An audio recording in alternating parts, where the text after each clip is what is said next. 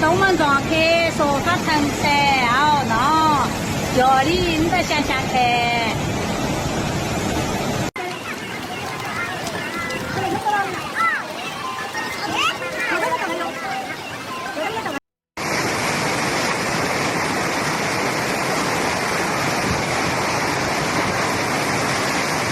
不要慌，先拍个视频压压惊。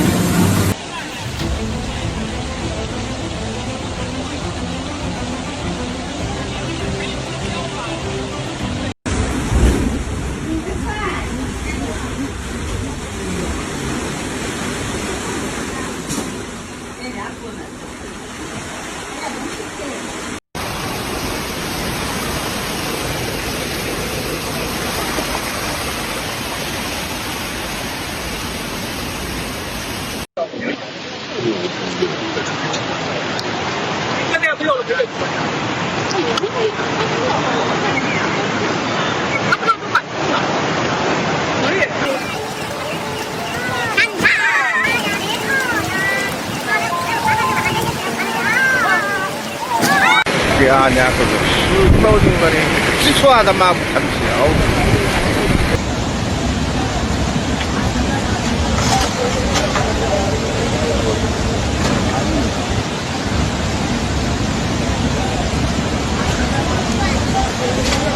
China's capital, Beijing, hit by mega flooding again, lives disrupted, evacuations underway. By August 1st, 2025, Beijing had transitioned from heavy storm conditions into a full-blown, highest-level emergency response, shifting the city into maximum readiness. Authorities expanded a citywide flood alert across all 16 districts, declaring a state of elevated preparedness unseen since the peak flooding week starting July 28th. Residents in hilly zones like Mentugu, Fangshan and Miyun were briefed on an imminent threat from incoming rainfall, forecasted at up to 200 millimeters across 6 hours over parts of the capital. Emergency messaging urged citizens to stay indoors, limit travel, and regard the forecast as if it were a winter storm scenario, despite it being August. By noon on August 4th, state media confirmed that over 70,000 residents had been relocated, including nearly 14,000 from Mentugu district alone, where flash floods and landslides posed elevated risk. This marked one of the largest urban evacuations in modern Beijing history. Throughout the emergency phase, authorities temporarily closed sections of the Great Wall, halted operations at below-ground venues, suspended outdoor leisure activities, and restricted public access to parks and scenic areas as part of wider safety protocols. As the evacuation intensified, officials mobilized reinforcement teams to strengthen aging flood defenses, deploy hundreds of response squads, and prepare for potential landslides in vulnerable mountain areas.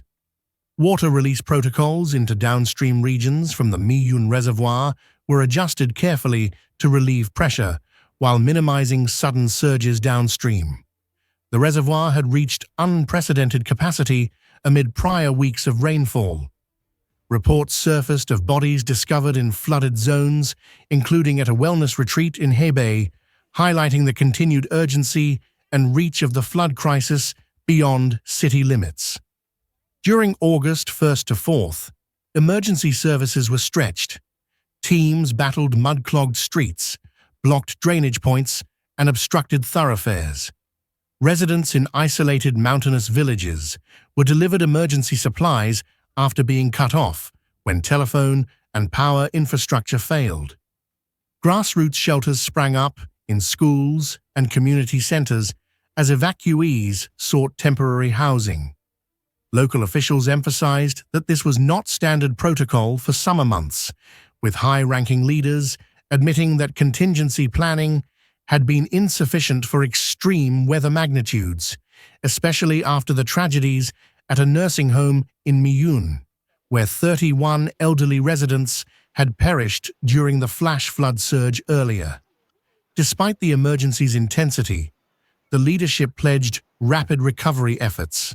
Beijing government designated August 4th as the turning point when rainfall warnings were downgraded, though officials cautioned that flood risk remained extremely high due to saturated terrain and further rain forecasts. Streets and major transport hubs were cleaned, electrical restoration work intensified, and risk zoning protocols were under review following widespread criticism over delayed evacuation of at-risk facilities.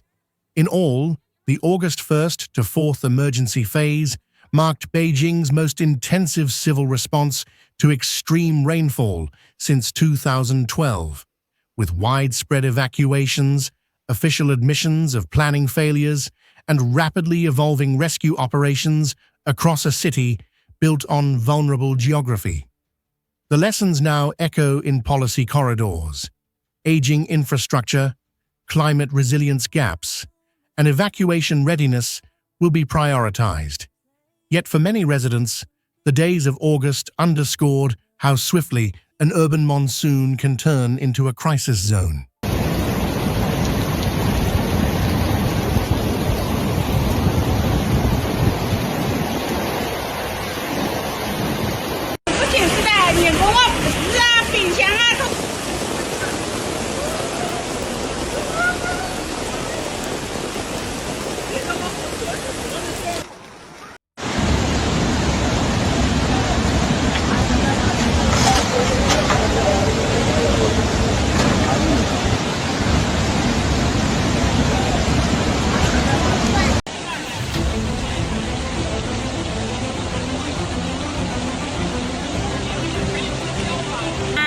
동门撞开，说发成噻，哦喏，家里你得想想看。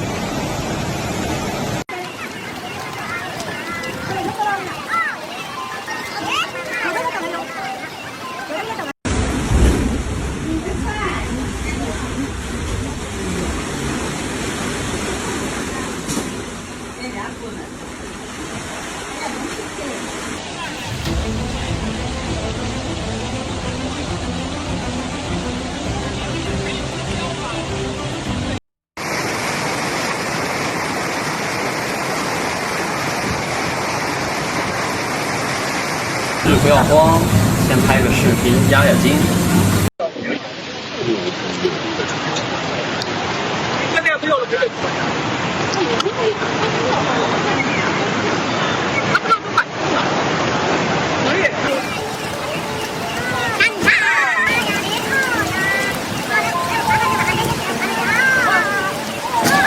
第二呢，就是石头的基础啊，他妈不成条。